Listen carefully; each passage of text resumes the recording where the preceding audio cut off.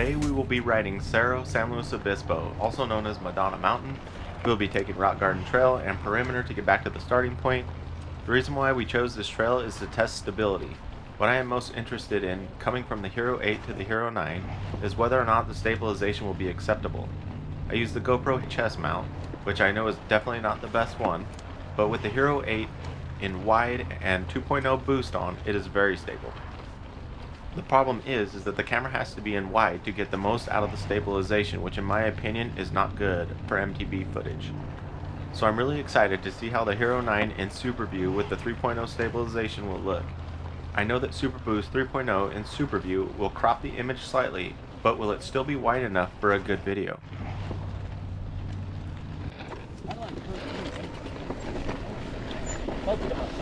Yeah.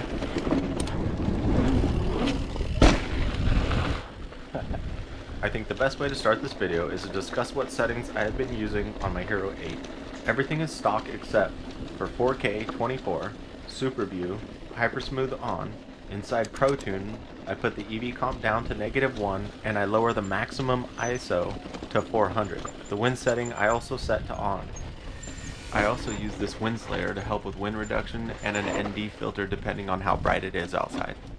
The GoPro color for the Hero 8 was acceptable in my opinion. There were rare times where I actually went in and color graded it. I have tried flat and color grade myself, but felt that GoPro color was better than my ability to color grade. The other weird setting you'll see is the wind setting to on. I know that most say that audio sounds terrible with that, but at least in the Hero 8 to me it sounded acceptable. As for the Hero 9, I used all the same settings except for now I get to use Hypersmooth Boost 3.0 in Superview. I also bumped my maximum ISO to 800 per a video I had watched that said it should not be lower than 800.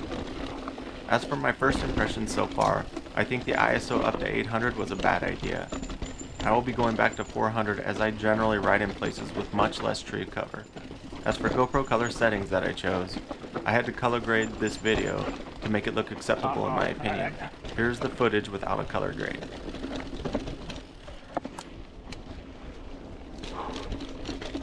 To be fair, I think with the ISO maximum down to 400 and an ND filter 16 or 32, this would probably look pretty good.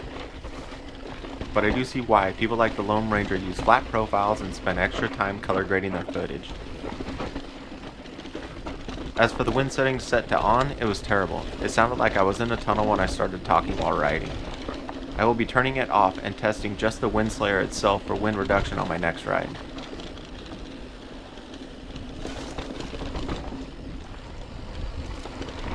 As for the stabilization, I think the Hero 9 is really good, and the crop in on Superview is acceptable. What do you guys think? Is the Superview better without the Boost 3.0 to give you more field of view? Leave your opinion in the comments below. I would say the real game changer, making the 9 better than the 8, is going to come from that Max Lens mod. Oh, and that rattling sound is my Granite Stash tools coming apart inside my handlebar again. I don't think I've ever used them to do anything but put themselves back together. Might pull over here in just a minute and fix them.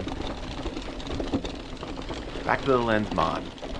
It's going to allow for an even wider angle than Superview. It will be at 155 degrees, allowing for so much more in the video. The main downfall with it is that you're going to have to record in 2.7K instead of 4K, but it will allow for the horizon lock. I have been messing around with the horizon lock on my Hero 9 and it's amazing what you can actually do and get out of this camera. The downside is without the Max Lens mod, you can only use linear view if you want to use the horizon lock, which is definitely not good MTB footage. For my next ride, I'll be trying these settings. 4K 24, Superview with Boost, EV comp -1, ISO max 400. I'm going to try white balance at 5000 Kelvin, take sharpen down to medium, colored at flat, raw audio, and wind off, with everything else stock. Let me know if you have any better settings and why. Overall, I'm happy with the Hero 9, as it is an improvement over the Hero 8, but I don't think it's worth the upgrade unless you can get your hands on the Max Lens mod. Hopefully, GoPro will be selling them soon. Enjoy the rest of the ride, and see if you can find the spot and time I finally get the stabilization to fail. And for my shameless plug, YouTube doesn't show your footage to other people unless you like, comment, and subscribe. So thanks again, and I'll see you next time.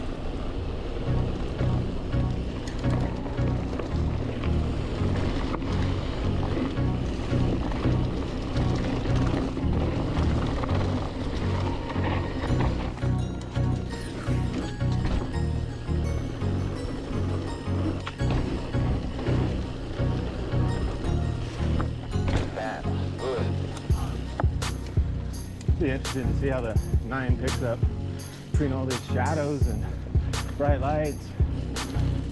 Last time when I rode this, it was with my Fusion 360, and it was all just super blown out. Barely see what was going on. See what this 9 can do with it.